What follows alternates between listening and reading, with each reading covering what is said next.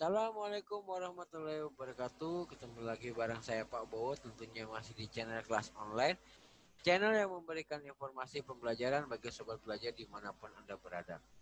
Pada video kali ini saya akan membahas mengenai materi tentang pesawat sederhana. Dalam hal ini pembahasan kita pada materi tuas. Yang mana pesawat sederhana ini ada di pembahasan kelas 9. Yang nanti ada pembahasan mengenai tuas, kemudian katrol dan juga bidang miring. Akan tetapi pada kesempatan ini kita hanya fokus di pembahasan materi tentang tuas.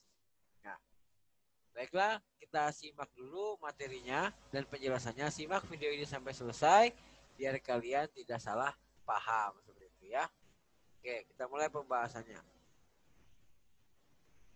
Apa sih yang dimaksud dengan pesawat sederhana? Pesawat sederhana adalah alat-alat sederhana yang digunakan untuk mempermudah kegiatan atau usaha manusia. Jadi konsep pesawat sederhana ini konsepnya adalah konsep usaha. Ya kalau di fisika itu ada yang namanya usaha atau gaya. Nah di sini kita konsepnya yaitu konsep gaya atau usaha.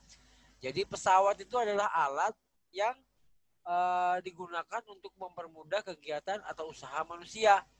Karena alatnya sederhana, maka disebut dengan istilah pesawat sederhana. Macam-macam pesawat sederhana. Prinsip kerja pesawat sederhana itu bisa dibagi atas tuas, katrol, dan bidang miring. Nah, di video ini kita akan membahas mengenai materi tentang tuas. Yaitu nanti ada bagian-bagian tuas, kemudian konsep dari keuntungan mekanis dari tuas, dan juga nanti ada konsep mengenai penerapan rumus dari tuas itu sendiri. Jadi oleh karena itu simak terus materinya sampai selesai biar kalian menjadi lebih paham dari pembahasan materi tentang tuas ini. Tuas atau istilahnya pengungkit ya, berfungsi untuk mengungkit, mencabut, atau mengangkat benda-benda yang berat. Nah ini contohnya ya, contoh dari tuas seperti itu ya. Ya contoh dari tuas. Nah, ada sekop, ada gunting, ada gerobak, ada tang. Ya, ini penjepit makanan. Nah, tuas ya terdiri dari beberapa bagian. Yang pertama ada beban atau W, ada titik tumpu, ada kuasa. Kuasa ini ketika kita memberikan gaya atau memberikan tenaga. Jarak antara beban dengan titik tumpu disebut dengan lengan beban. Sementara jarak antara titik tumpu dengan kuasa itu disebut dengan lengan kuasa. Jadi bagian-bagian itu ada beban, ada titik tumpu, ada kuasa. Ya, sementara jarak antara beban dengan titik tumpu itu disebut dengan lengan beban. Dan jarak titik tumpu dengan kuasa itu disebut dengan lengan kuasa atau LK. Macam-macam tuas. Tuas itu dibagi menjadi 3 ya. Dilihat dari letak antara titik tumpu, beban, dan kuasanya. Ya, nanti dibagi menjadi 3, ada tuas jenis pertama, tuas jenis kedua, dan juga tuas jenis ketiga. Tuas jenis pertama itu terjadi apabila posisi dari titik tumpu berada di antara titik beban dan juga titik kuasa. Ya, titik tumpu berada di antara titik beban dan juga titik kuasa, atau titik tumpu berada di antara beban dan kuasa. Contoh dari tuas pertama ini ada gunting kuku, nah ini gunting kuku. Kemudian gunting, ya ini titik tumpunya, ini kuasanya, ini bebannya. Kemudian ada tang, ya linggis atau papan jungka-jungkit.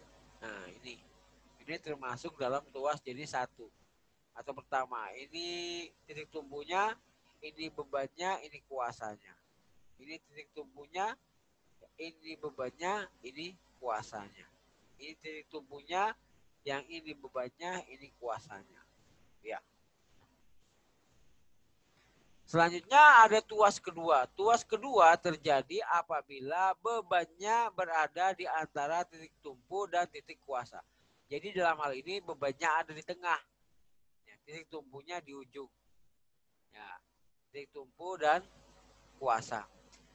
Yang termasuk dalam tuas jenis kedua ini misalnya pembuka tutup botol, alat pemotong kertas, alat pemecah kemiri, dan gerobak beroda satu. Ya, kalau kita lihat gerobak itu kan ini ada baknya di sini. Baknya kemudian diisi beban, misalnya pasir atau tanah. Rodanya ini di sini. Nah, ini kuasa ini tempat kita megang atau mengendalikan si gerobak. Tuas jenis ketiga yaitu apabila letak titik kuasanya berada di tengah, di antara titik tumpu dan juga titik beban. Jadi kalau di tuas kedua bebannya di tengah, sedangkan tuas ketiga itu kuasanya yang di tengah. Nah, misalnya pada sekop, ya kalau kita pakai sekop di sini kan yang kayak sendok itu tempat bebannya. Kuasanya tangan kita satu megang di sini, tangan satunya megang di sini kan seperti itu. Nah, itu contohnya sekop. Terus stapler atau staples atau ceklekan istilahnya gitu ya. Penjepit roti atau pinset. Nah, ini masuk pada tuas 3.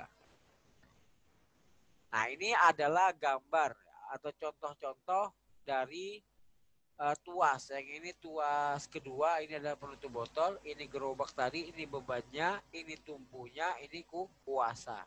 Ini penjepit kertas ya, memotong kertas maaf. Ini tumpunya, ini bebannya, ini kuasanya. Ya, pemecah kemiri berarti ini bebannya, ya, tumpunya, ini kuasanya. Ya, ini tuas jenis ketiga, penjepit roti, siku atau lengan, staples, dan juga sekop. Nah, ini adalah yang masuk dari contoh-contoh dari jenis tuas kedua dan juga jenis tuas ketiga.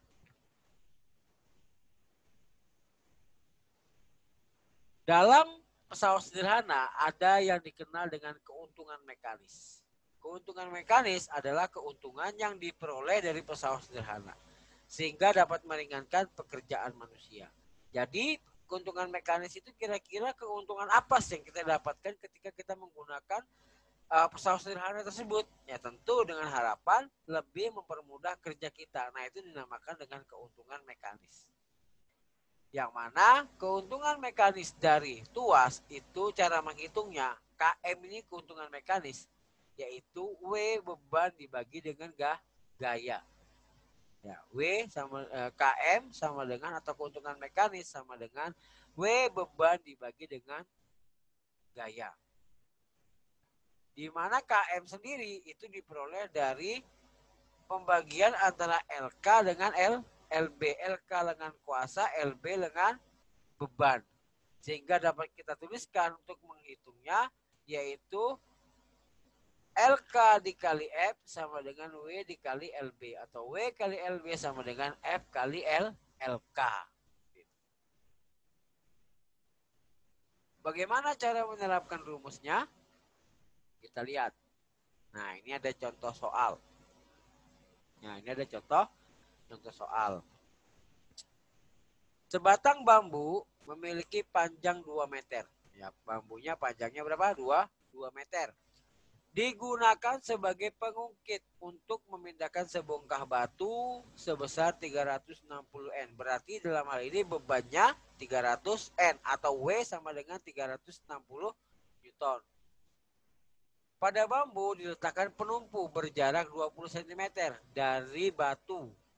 Besar kuasa minimal yang harus diberikan pada ujung bambu yang lain agar batu terangkat. Berarti yang dicari ini adalah F-nya.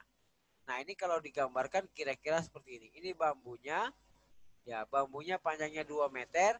Bebannya 360 Newton. Jarak antara beban ke titik tumpu ada 20 cm. Berapakah F-nya? Nah, berarti untuk mencari F itu apa? W kali LB sama dengan F dikali A. Berarti kalau mencari F, W dibagi LB dibagi LK. W dikali LB dibagi LK. Jadi kita lihat, kita jawab. Yang diketahui W-nya berapa? W-nya 360 Newton. Nah, 360 Newton. LB-nya 20. Berapa LK-nya? Berarti LK-nya itu dikurangi kan. Kalau dari sini ke sini panjangnya 2 meter, berarti 2 meter berarti 200 cm. Ya, 200 cm. Berarti kalau di sininya 20, sininya berapa? Sininya berarti 200 dikurang 20 berapa? 180 cm. Ditanya berapa F-nya? F-nya sama dengan W kali LB sama dengan F dikali LK. Atau kalau kalian mau lebih enak, tinggal kalian kalikan W dikali LB dibagi dengan LK-nya. Sama saja. Ya, sama saja. Ya. Maka W-nya berapa? 360. LB-nya berapa? LB-nya 20. F-nya belum diketahui, LK-nya 180. Maka W kali LB dibagi LK. W kali LB 360 dikali 20 berapa? 7.200 sama dengan 180 F. 7.200 dibagi 180 sama dengan F. Maka F nilainya adalah 40. Ya berarti F-nya ini adalah 40 Newton. Ya atau gayanya sama dengan 40 Newton. Nah, ini gampang kan? Tinggal nanti dibolak-balik saja rumusnya. Misalnya Pak, saya mau mencari LB seperti apa? Nah, ini tinggal dibolak-balik ya. Misalnya saya besarkan biar kelihatan. Nah, ya, tinggal dibolak-balik ya. Misalnya ini, nah, misalnya Pak, di sini saya mau mencari LB. Bagaimana Pak caranya mencari LB? Berarti tinggal dibolak-balik saja ya. Berarti LB ya atau lengan beban sama dengan ya F atau gaya ya, dikali LK ya, dibagi dengan W ya tinggal dibolak-balik F kali LK dibagi W ya, mau pakai rumus ya berarti gini aja. Ntar saya masukkan dulu ini.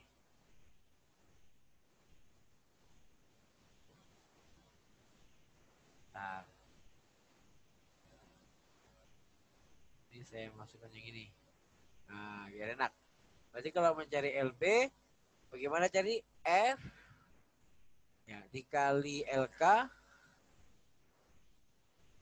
dibagi W. Nah, kan tinggal dibolak-balik aja itu. Ya. Tinggal dibolak-balik seperti itu. Nah, rumusnya tinggal dibolak-balik. Ya, tinggal dibolak-balik aja rumusnya. Atau misalnya saya mau mencari W. Ya, kalau mencari W berarti kita bolak-balik juga. Ya, sama dengan ya, ini sama ya F dikali LK dibagi LB. Nah, jadi bolak-balik.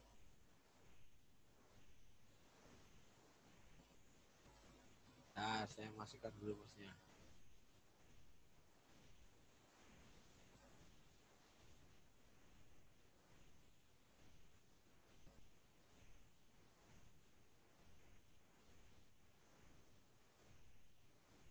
Ya, misalnya saya mau mencari W, berarti F ya dikali LK nah, dibagi dengan LB. Ya, seperti itu aja. Ya, tinggal dibolak-balik. Jadi kalau mencari ruas ini dipindah ke sini. Kalau mau mencari F, ini pindah ke sini. Nah, tinggal dibolak-balik. Nah, itu ya. Gampang. Ya. Misalnya saya mau mencari F, Pak. Wah, gimana caranya saya mau mencari F? Ya, berarti atau mencari gaya. Nah, berarti ya F itu sama dengan ya mencari F. Bagaimana Pak cara mencari F? Berarti tinggal dibalik. Ya, W kali LB dibagi LK. Ya, tinggal dibolak-balik rumusnya. Atau Pak, bagaimana kalau misalnya saya mau mencari LK, Pak? Nah, bagaimana caranya saya mau mencari LK? Tinggal dibolak-balik lagi rumusnya. Nah, tinggal dibolak-balik. Ya.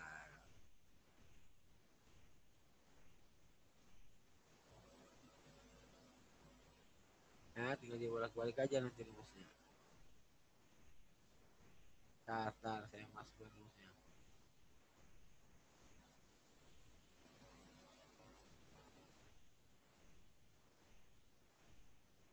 Ya, misalnya mencari LK, berarti mencari LK berarti W kali LB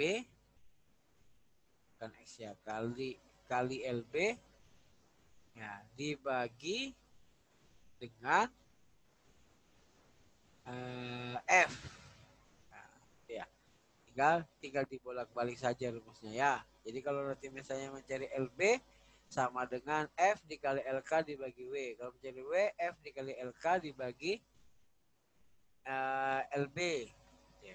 Kalau mencari F berarti W kali LB dibagi LK. Kalau mencari LK berarti W kali LB dibagi F. Ya, tinggal dibolak-balik saja rumusnya. Ya. Yang penting konsepnya bahwa untuk mencari keuntungan mekanis dari si tuas yaitu W kali LB atau lengan beban sama dengan F dikali LK. Nah, untuk lebih paham lagi, kita lanjut ke contoh berikutnya. Nah, ini saya punya contoh bagus ini. Contoh bagus. Sebuah tuas mengangkat beban seberat 360 Newton. Berapakah kuasanya atau F jika jarak beban ke titik tumpu 40 cm dan jarak kuasa ke titik tumpu sama dengan 20 cm. Berarti apa yang diketahui? Sebuah tuas mengangkat beban seberat 360 Newton. Berarti W-nya 360 Newton. W-nya 360 Newton. Berapakah kuasanya? Berarti yang ditanya F. Jika jarak beban ke titik tumpu, ini apa? LB 40 atau lengan beban 40 cm. Dan jarak kuasa ke titik tumpu, berarti LK. Berapakah F-nya? Ya, maka untuk mencari F sama dengan W kali LB sama dengan F kali LK atau 340 kali 40 sama dengan F kali 20. Maka 14.400 nanti dibagi 20 sama dengan F. F-nya sama dengan 720 Newton. Nah, ini cara mencari F-nya. Lanjut. Nah, ini saya punya satu contoh lagi. Ini biasanya muncul di soal UN.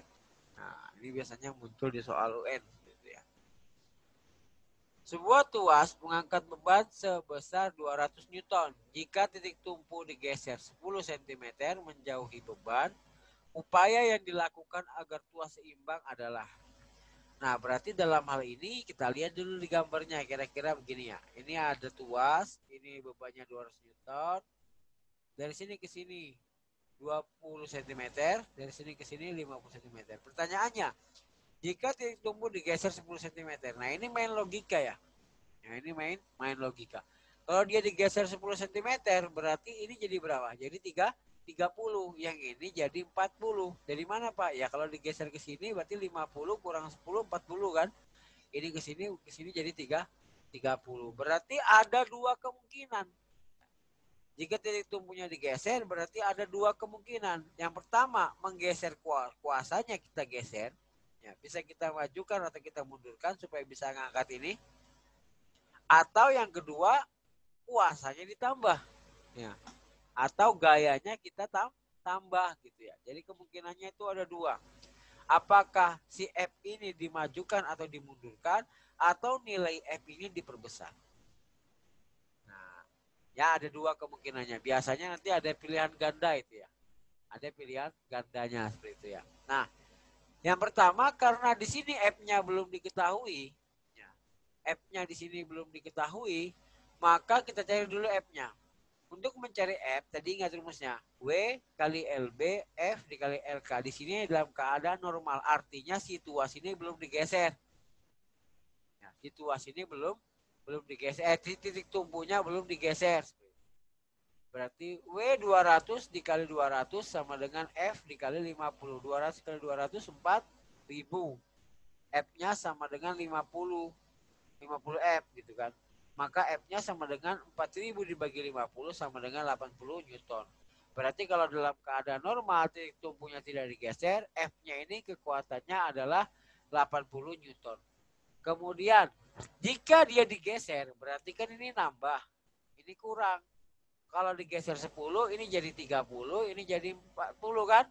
Nah, jika titik tumpu digeser, lengan kuasa berubah. Nah, artinya dalam hal ini F-nya tidak kita rubah nilainya, tapi kuasanya yang berubah atau kuasanya ini yang kita geser. Maka yang pertama kita ingat dulu, kalau dia digeser 10 cm ke arah sini, berarti ini kan jadi 20 tambah 10 kan, 30. Yang ini jadi kurang, 50 kurang 10 berapa? 40, karena gesernya kan sini, menjauhi beban. Berarti ini memendek, ini memanjang. Ya, di sini untuk BF-nya tidak kita rubah nilainya, tetap 80. Ya, yang hanya membedakan adalah ininya saja. Ya, letak dari kuasanya. Nah, maka yang terjadi adalah LK-nya yang kita cari, karena ininya mau kita rubah. Ya, ininya yang kita rubah. Berarti kan kita cari ininya. Berapa saya harus menggeser si F supaya saya bisa ngangkat ini. Sementara saya kalau untuk tenaga saya untuk saya lebihkan saya nggak kuat. Berarti ini aja saya geser. Ya kan? Saya geser. Kira-kira berapa senti ini saya geser supaya bisa ngangkat ini. Kan gitu. Berarti kita cari LK-nya kan? Ya, kita cari LK-nya. Berarti LK sama dengan W kali LB dibagi dengan F. W kali LB dibagi dengan F. Maka di sini W-nya tadi tetap 200 ya. Cuma LB-nya berubah ya. LB-nya jadi 30 sedangkan F-nya tetap 80 atau gayanya tetap 80. Maka 20 kali 30, 200 kali 30 sama dengan 6.000 dibagi dengan 80. Ya, dibagi dengan 80. Maka jadinya adalah 75 cm. Artinya kalau gayanya saya geser, berarti saya harus menggeser sejauh 75 cm. Nah, ya berarti nambah berapa? Berarti nambahnya adalah 75 dikurangi 50.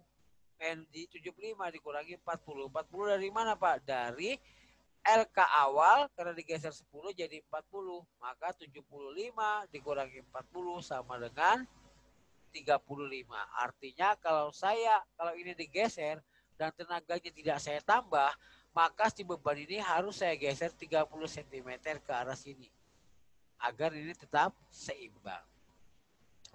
Kemungkinan kedua, kalau bukan titik tumpunya, kalau bukan kuasanya letaknya yang dirubah, berarti nilainya yang dirubah. Apakah diperbesar atau diperkecil gitu.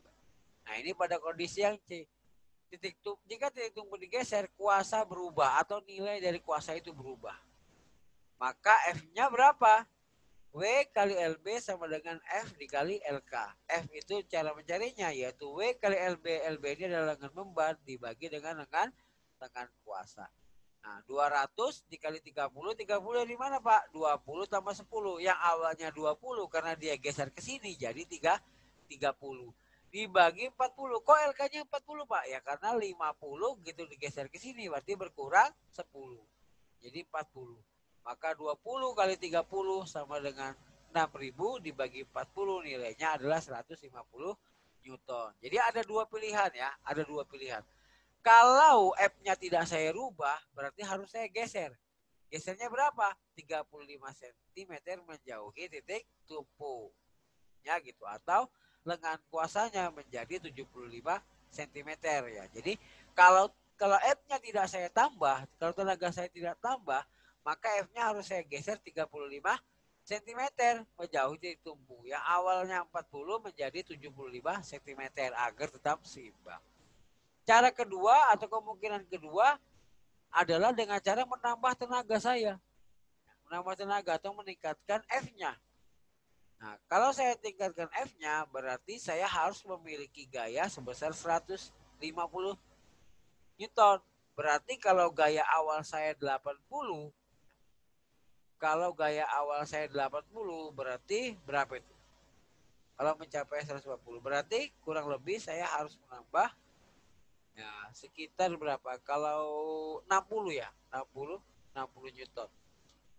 Berarti gaya saya tambah menjadi 60 Newton.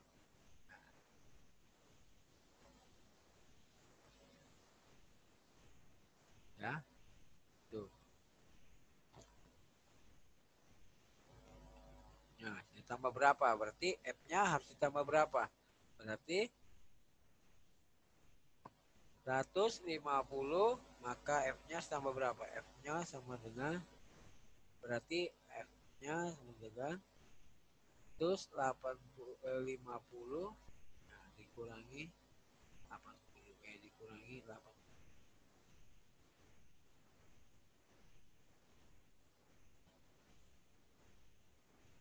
berarti 70.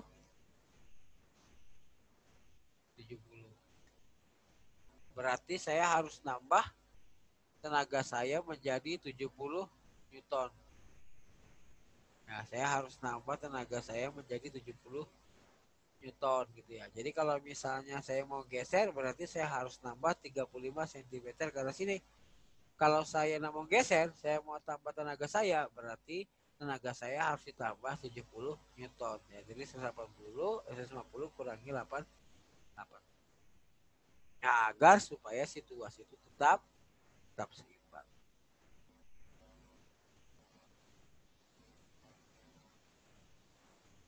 Oke, mungkin sampai sini dulu materi kita tentang tuas. Ya, semoga bisa bermanfaat. Bagi yang belum paham bisa nanti diputar ulang lagi. Ya, diputar ulang lagi. Yang mau nyatat bisa nanti di pause dulu kemudian dicatat gitu ya. Jika ada pertanyaan nanti bisa langsung tuliskan di kolom komentar. Jangan lupa juga untuk di subscribe dan juga like serta di share agar teman-teman yang lain mendapatkan informasi yang sama dari sobat belajar semua. Sampai jumpa pada video berikutnya. Saya akhiri. Assalamualaikum warahmatullahi wabarakatuh.